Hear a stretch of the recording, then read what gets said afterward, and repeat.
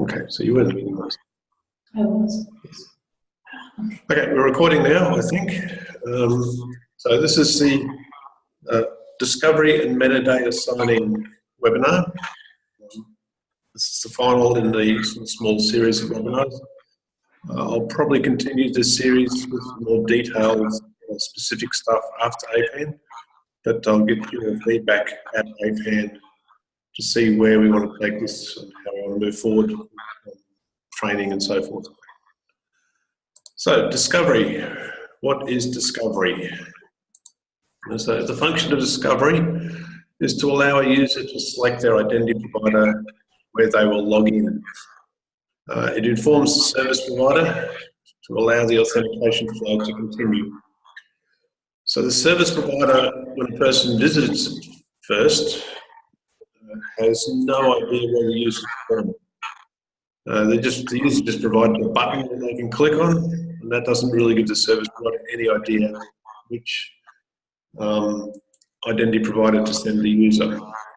The service provider doesn't collect the email address or the username or anything to work with the service, to work with the identity provider. Somebody must have their voice on, so I'll mute everybody, I think, if I can.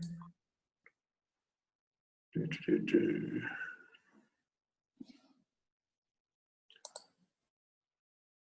wonder if I can mute all.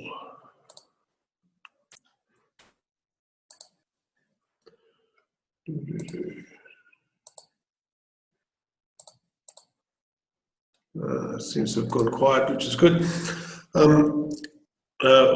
The other thing we want to make sure that happens as part of the discovery, and so the user's privacy isn't abused, is to preserve the privacy as part of the authentication flow. So before the user is authenticated, the service provider should know nothing about the user, which organisation they're from, their email address, any information like that. Only after the user has successfully authenticated and consented to the release of attributes should the service provider be informed of that sort of information. So there's no real way that the service provider will know where the user's from when the user first visits the service.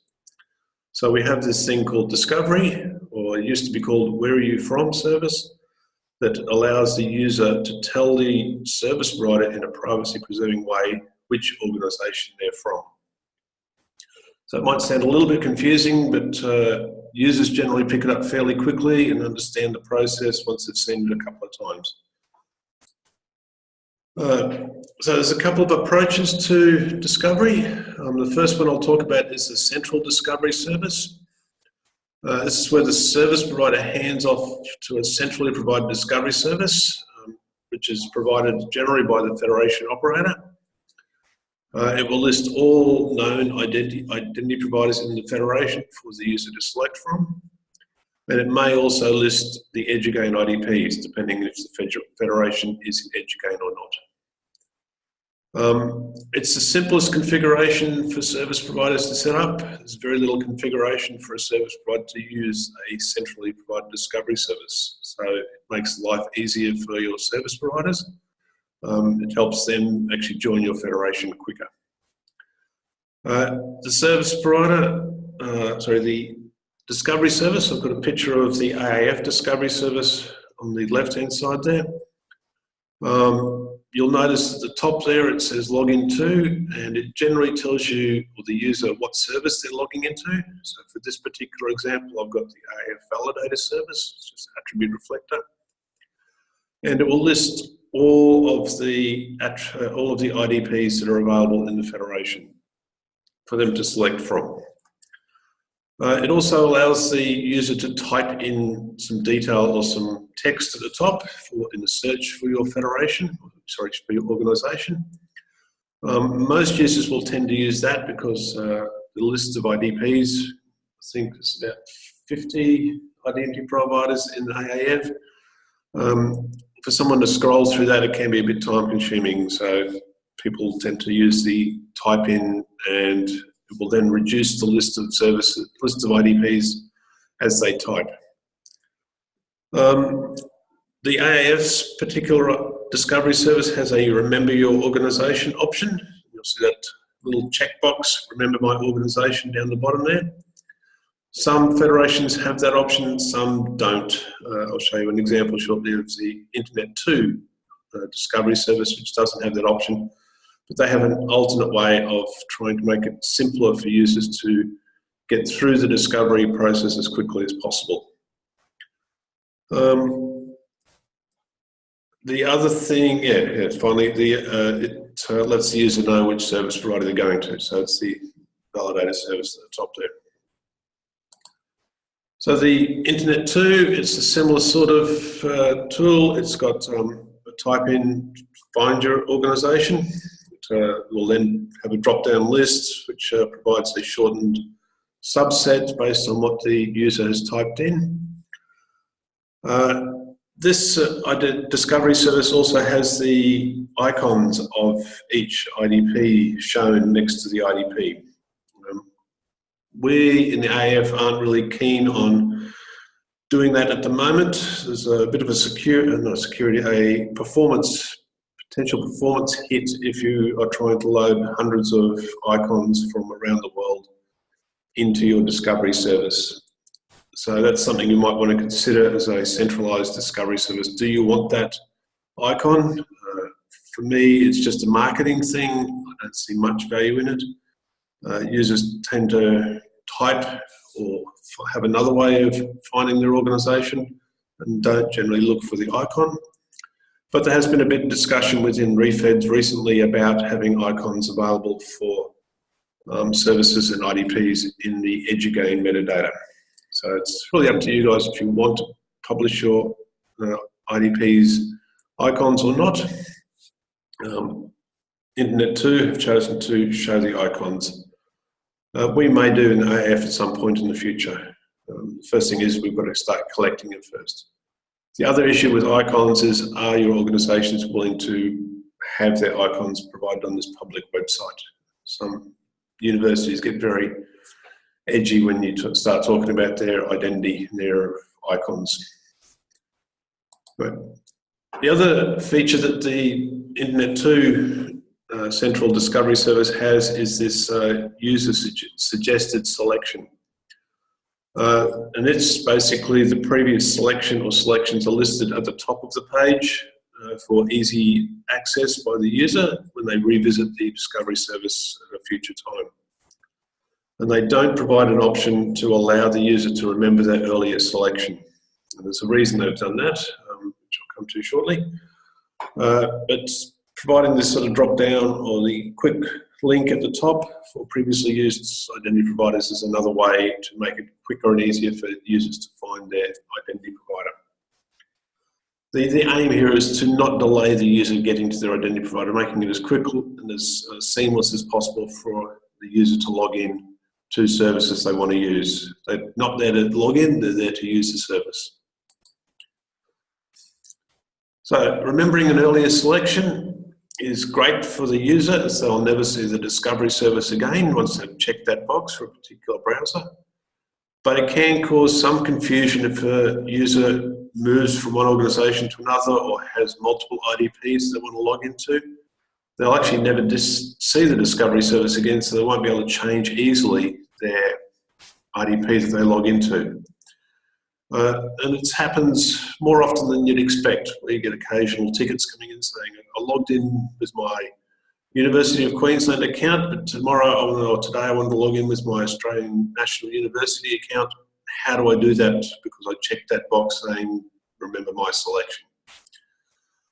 This is because cookies are generally used to hold these choices in the browser. So you need to have a mechanism to clear the cookie. Once the DS is set, once set, the discovery service will automatically not show the selection page again and return with the pre-selected IDP. So there's no opportunity for the user if they change their mind. So you need to provide a special page is required to clear these cookies, and you need to be able to let the user know where this page is. It's usually through some sort of support ticket. We have a knowledge-based article in our federation specifically for this task. With Internet 2's way of doing it, there's no problem with getting never getting back to the Discovery service because you visit it every time. What you do get is the quick links at the top to quickly skip through the Discovery service. So it's really up to you when you deploy your Discovery service which way you want to go. Do you have the Remember Forever, or do you have the quick link for this is the one you went to previously? The other thing that has been used by federations around the place is to use the Discovery service to try and capture some utilisation information about your federation. But we currently do this in the AF, and we've found that it's not really the greatest idea. There are a couple of issues with using the centralised Discovery service for trying to get an indication of your utilisation. It's never going to be 100% accurate. I'd be lucky to say it would be 75% accurate because it doesn't show the truly successful authentication happening. It just shows that the authentication workflow was in progress and somebody stepped through the Discovery service on their way to logging in. It doesn't actually indicate that they successfully logged in. They may get to the Discovery service and fail, or might realise they've gone to they might get to the identity provider and fail to log in, or they might get to the identity provider and realise they've gone to the wrong one and have to go back. All of those transitions through the Discovery service will be considered an attempt to log in, and that's about the best you can say, that you've had X number of attempts to log in to this service from that IDP. The other issue with trying to use your central Discovery service for logging is that it will not capture all services. Those services that run their own local Discovery service will never be seen by your centralised Discovery service. There are some tricks you can use, but it requires the service provider to do some stuff that they probably wouldn't be too willing to do anyway. So we'll probably talk about in more detail reporting and utilisation of federations after APAN. It's something that the AF is actually going through at the moment. So we're working out a better way to do reporting and utilisation and capturing the utilisation of the federation. And our approach is with our mesh federation, is to get all IDPs to provide anonymised logs to the federation for the purpose of providing these utilisation reports and information. We also have built that into our rules. We've recently changed our rules for the federation, saying that all IDPs must be able to provide anonymised logs, and they must be able to provide more detailed logs to help us problem solve their issues that they have with their IDPs. Nobody's really complained about that yet. We'll see what happens when we actually make them provide our anonymised logs. But the Shibboleth IDP makes it very easy to capture and send these anonymised logs to a centralised logging service. If you want to use your Discovery service for logging, it'll give you an indication, but as I say, it won't be very accurate. The deployment options for your centralised Discovery service, we recommend that it be a highly available service. There are a couple of options to make it highly available. You can have 2 or more servers sitting behind a load balancer, but there may be issues with potential network problems if the nodes are in the same data center or in the same city and there's a network issue that takes out that whole section. Another option, and actually it also requires you to have some load balancers available to share that load across those multiple machines. Another option is to use Anycast, so DNS type setup, and it allows you to have multiple Discovery services physically remote across your network. It's a bit more difficult to set up. It requires you to work with your networking guys. It's a bit tricky, but it shares the load very well. There are some issues around trying to actually monitor a Anycast network. But if you want to go that way, the Switch Federation have done some really good documentation on how to set that up. We used to do that within the AAF. We've moved away from using that. We've now gone to more a content delivery network using AWS, and we have multiple discovery services deployed through that mechanism. In our discovery service, it's fairly simple. It's generally static content. It makes it easy to deploy to a CDN, but there are some hosting costs involved, so you need to take that into consideration. It does get updated fairly regularly, probably every time there's a new IDP come along, it will be updated. We don't have that many new IDPs. So I'll retract that statement. It doesn't get updated that often, so it's fairly static. Our test federation gets updated much more frequently as we add and take out and do testing of IDPs in our test federation. But our production discovery service is fairly static, and there's no state to be shared between any of the nodes, so it's a fairly simple deployment. But we do recommend a highly available situation, because if you lose your discovery service, then you've lost access to half or some percentage of your services that are using the centralized discovery service. And you'll find a lot of services will sort of seek out and try and use a central discovery service if there's one available. That brings us to the next option, which is your local discovery. So some software allows for the creation of a service provider local discovery service mechanism. Provides similar functionality to your central discovery, except that it will have the look and feel and the branding of the local service provider. And I've got the Cloud Store, which is the file sender application. It runs in Australia. It's run by ARNet, and ARNet have put all the Cloud Store branding on their discovery page. It has the same list of all the identity providers. It's actually got multiple federations, such as the Australian Federation, the New Zealand Federation, and eventually when they do add it to Edugain, there'll be an all list which will show all IDPs that could potentially log into Cloud Store. It also allows the service provider to restrict the set of IDPs. So not all services are for all IDPs, and some services will just have a very restrictive discovery mechanism, which say shows only 5 or 6, or how many identity providers that they're willing to share their content with. And this is particularly useful for service providers that have offerings that require licensing or some sort of payment model to use that service. They'll only show the identity providers who have paid, which gives the users a nice indication. Well, can I access this? Well, my organisation is not listed here, therefore I will guess that my organisation isn't registered or licensed or entitled to use this particular service. It does have some issues. It does hide the service provider from centralised logging if you choose to use the central DS for your usage stats. And that's something we've noticed since we've been running our discovery services, our logging tool, that we just haven't had any stats for many of our services. It also adds additional effort to the service provider to set up and configure their local discovery service. But if they want to do it, it's their choice and they can, and it gives them a little bit more flexibility around how they deliver their service to their users. Local discovery, the simple SAML PHP provides a very good implementation. It's very easy to set up. It just basically pulls the federation metadata apart and provides a nice list.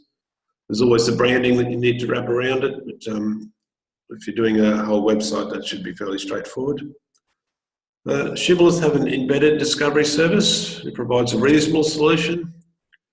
It is also simple to set up, but it does require that you use a Shibboleth service provider software to make it work. So those two pieces of software, the embedded discovery service and the Shibboleth service provider, work together to provide a local discovery for a local service provider.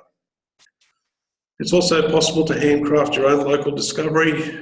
It's useful, again, if you just want a small static number of IDPs to service, and there are a few use cases for that around the place. So there's a number of options on how you do discovery locally, and there's probably other ones that I haven't listed here. I think if you go out and do a bit of a search, you'll probably find a half a dozen different options for setting up a local discovery mechanism.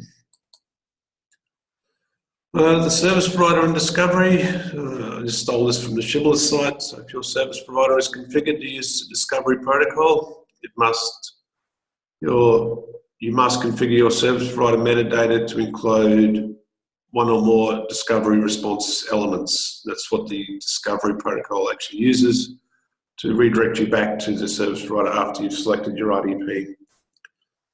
If you don't, a request to a properly configured discovery service endpoint will probably fail. So you'll need to configure your service provider correctly to work with the discovery service. And that's something you'll need to make sure you've got documented when you provide a centralized discovery service. Running a centralized discovery service is optional, but it will make integration for your service providers so much simpler. You'll also need to provide an endpoint that can be used by your service provider in their configuration, so where to send users. And as I say, you should also provide some documentation. We'll talk about that in the documentation, that other more policy type stuff, documentation type stuff at APAN as well. So that's discovery. It's a fairly simple service, but it makes life a whole lot easier for service providers if you have a centralized one. But a lot of service providers will provide their own discovery mechanism as well. So you just need to be aware of that. So next, moving on to metadata signing. This is where you bring in the trust for your whole federation. And so that's a quick review of what metadata is. So metadata, with regards to the SAML Identity Federation, refers to the configuration data used to provision both service providers and identity providers to communicate with each other. So in our mesh federation, which is what we've been talking about, setting up, all IDPs know all service providers, and all service providers know all IDPs configuration data through consuming the federation provided metadata, which contains everything. And the federation metadata is created by our Jagger tool. So in the diagram, we've got Jagger sitting in the middle. It's being told about all the IDPs metadata, all the service providers metadata, and that generates this giant file, which is your federation metadata, which is then consumed by everybody. So it's consumed by all the IDPs and all the service providers. And with that metadata, everything in the federation knows everything else, and they can all work nicely together. So why should we sign this metadata? The Federation Jagger server is your store and creator of the metadata. The metadata is published by your federation at a known point. So that's the federation metadata URL. The next point here is to provide trust in the metadata. The federation operator cryptographically signs this metadata. So your federation operator is the trusted party that is saying that this metadata is being created and built and maintained and managed by us, the federation operator, and we are cryptographically signing it with a secret key to verify the fact that it is our metadata and it hasn't been tampered with in transit between where you pick it up from and where you get it. So the federation operator then needs to publish the public certificate associated with the private key they use to sign it. And this public certificate is used by the IDPs and SPs to do the verification that the signature was actually done by the key that's owned and protected by the federation operator. So once the IDPs and service providers know the metadata can be, once they've done that verification, they know the metadata can be trusted and they know it's from that federation operator source. So there's been no tampering, no changes, no dodgy stuff happening. Whatever was created by the federation operator is what they've got on their IDPs. And that's their whole trust cycle has been put together to make the federation work. Without that trust, you're just working in the Wild West. It's just anybody can put anything anywhere, so you need that piece of trust, and this is the the cryptographically signing of the metadata provides that technical trust in the Federation. Just move that out of the way. So IDPs and service providers regularly refresh their metadata. And for the AAF, we recommend that everybody refresh their metadata every 2 hours. And this will ensure that everybody has the latest content within a reasonable amount of time. So when a new service or IDP comes along, they'll be registered in Jagger. That'll add them to the unsigned metadata. The metadata signing tool will come along that will sign it using the private key. And then each IDP and ND service provider will just go and reconsume that metadata. So within 2 to 2.5 hours of a new entity being added to Jagger, it will be available to your users in the Federation, assuming that everything else went well. Also, entities out on the internet, IDP service providers, they'll tend to keep a local copy of their trusted metadata. The local copy's there really to ensure that they have a copy in case there is a network issue or some issue at the Federation operator and they can't get the local, the remote version of the signed metadata.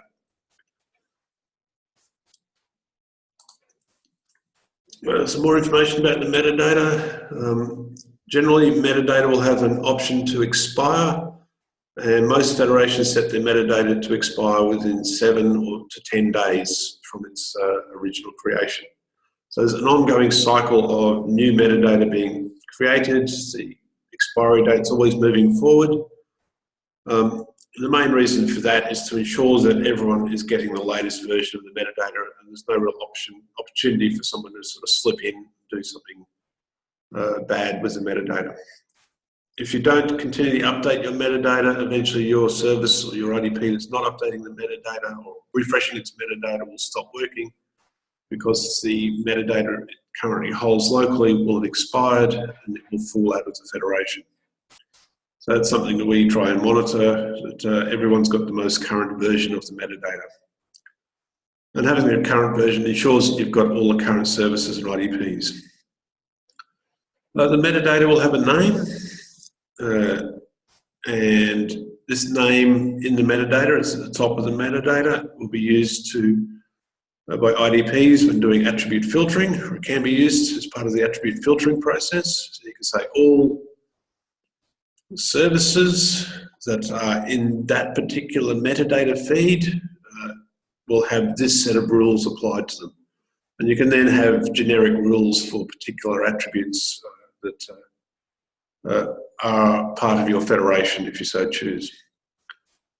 Your name for your metadata, you need to choose, if you choose a sensible non-changing name. For the AAF, we use the URL of the metadata's endpoint. So for us, it's going to be https://md.aaf.edu.au/metadata.xml. And that's always going to be the same, it's always constant. The metadata signature. The signature method is RSA with an associated digest of at least as strong as SHA-256. And we're recommending that you use SHA-384 to ensure that it's future-proofed. We're still going through a process of updating our SHA-1 certificate, which used to sign our metadata, to a SHA-256 certificate, and it's a painful process.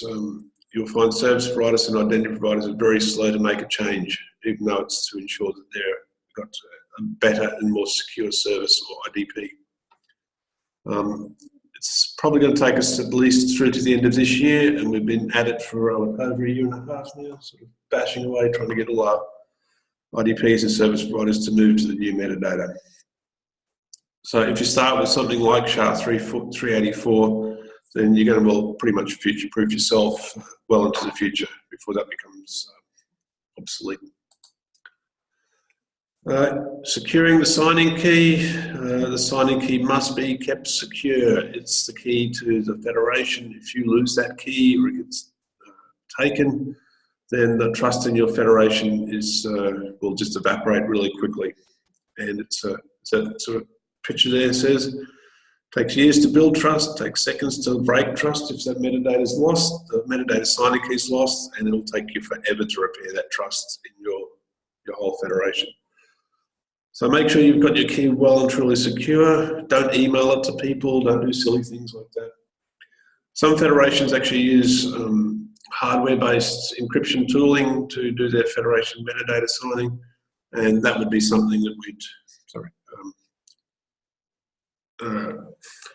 want to have a look at later on. But for the moment, having your signing key on a server in a very secure place or a very secure server is probably the best approach for the simple basics federations that we're currently setting up. But after APAN, again, we'll look at moving to a more secure hardware-based signing of metadata and the issues that are associated with doing that. There are a number of tools, open source tools available for metadata signing. The one we've used in the AAF is the XML-sec tool. It's from the Shibboleth Consortium. It's a Java command line tool that will check for well-formed metadata, does some schema validity, it will sign the document, it will also create an envelope signature and so forth. It will do all the magic hard stuff for you. All you need to do is wrap it up in some cron job to do it regularly. There's also a thing called Python SAML Metadata Aggregator, PYFF. I haven't had much to do with that, but I believe it's a fairly popular tool for also doing metadata signing, validation, all that sort of good metadata stuff. And it does all the heavy lifting for you. And they've also built it in such a way that it's also future-proofing for some of the new thinking about how to distribute metadata.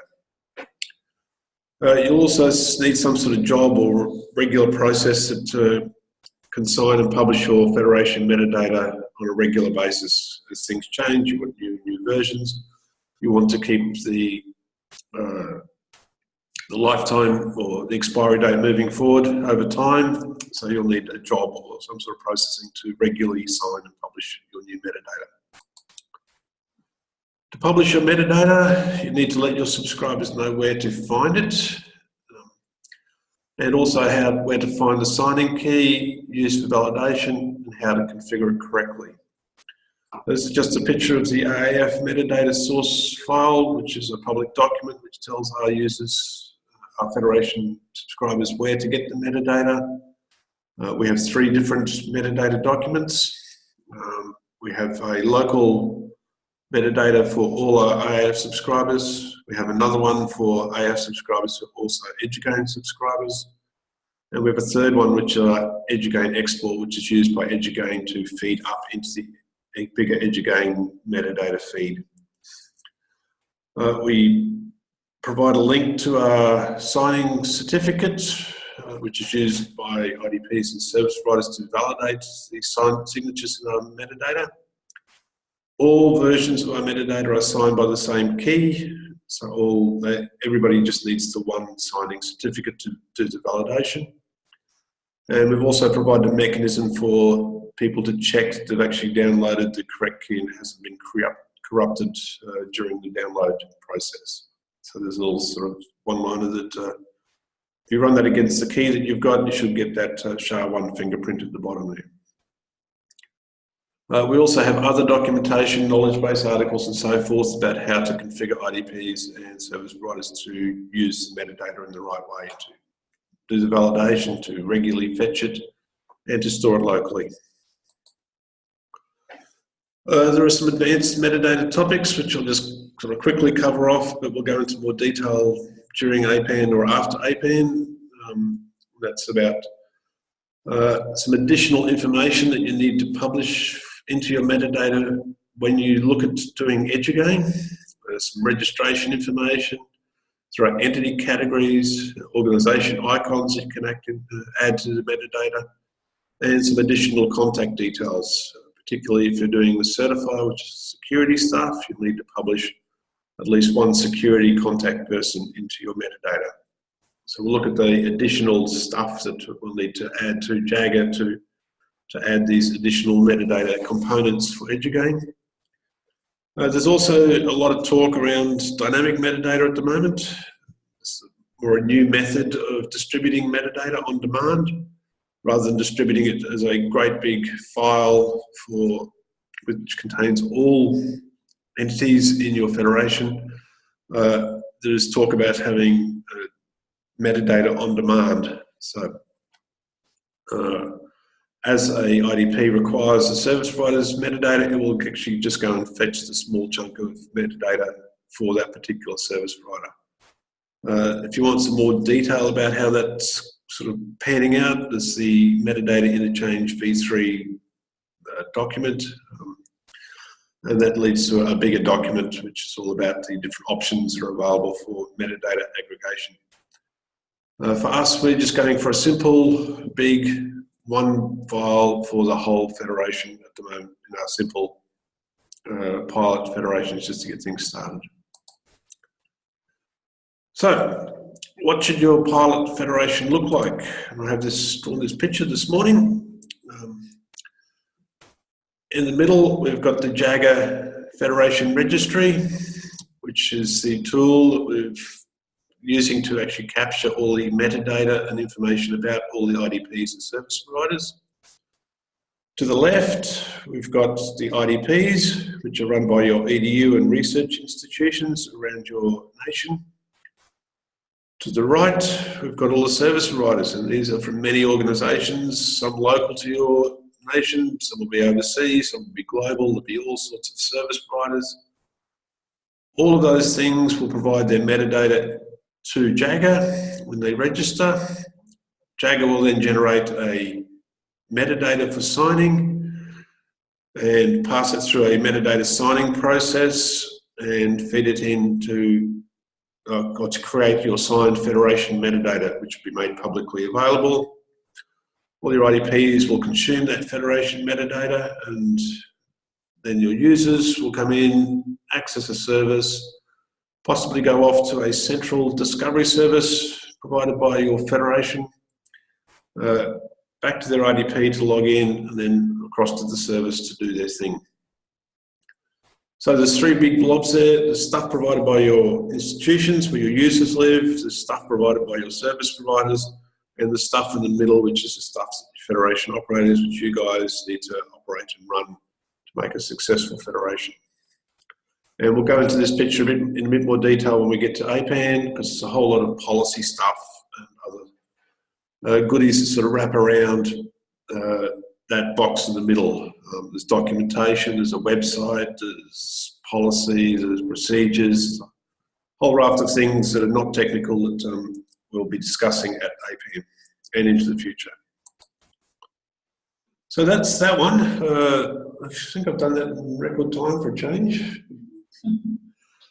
So we've covered a fair bit of ground in the past 6 to 8 weeks. We started off with the Federation Registry back in June. We looked at identity providers. Started July, we had a look at service providers. Now we've today touched on discovery and metadata. And in New Zealand, in a few weeks' time, we'll get to see you in the flesh and take the discussion further.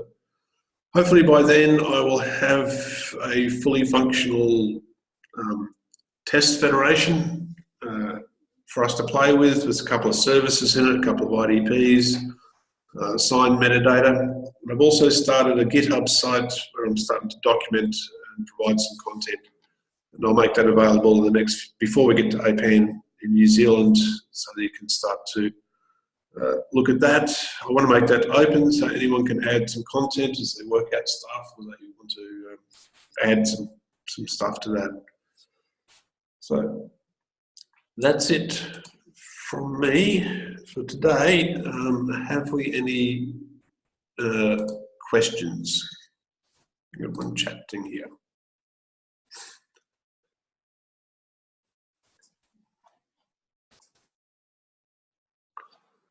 So if you either want to type a question or just unmute yourself and ask a question. Yeah, I don't particularly have a question, Terry, but regarding your comment on metadata, the frequency of updating.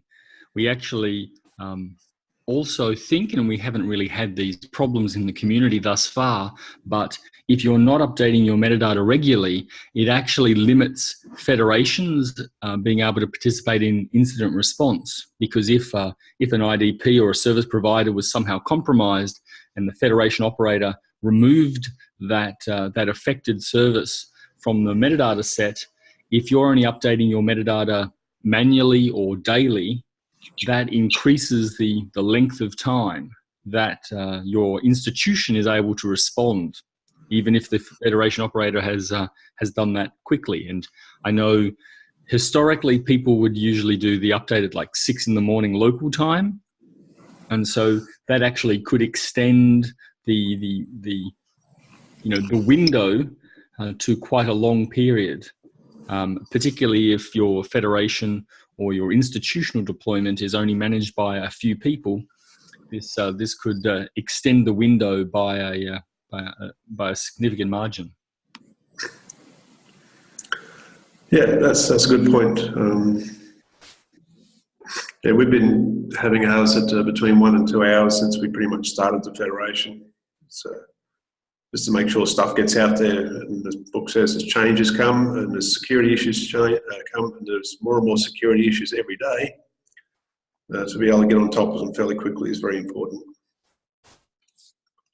It's just a good practice to get into, and it's easy to get into a bad practice of either doing it manually or doing it way too infrequently. Okay, any other comments, questions?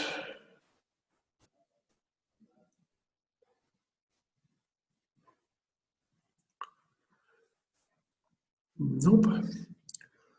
Okay, well, hopefully we'll see a lot of you in New Zealand in a few weeks' time. You'll get to meet myself and Dahlia and Brooke and others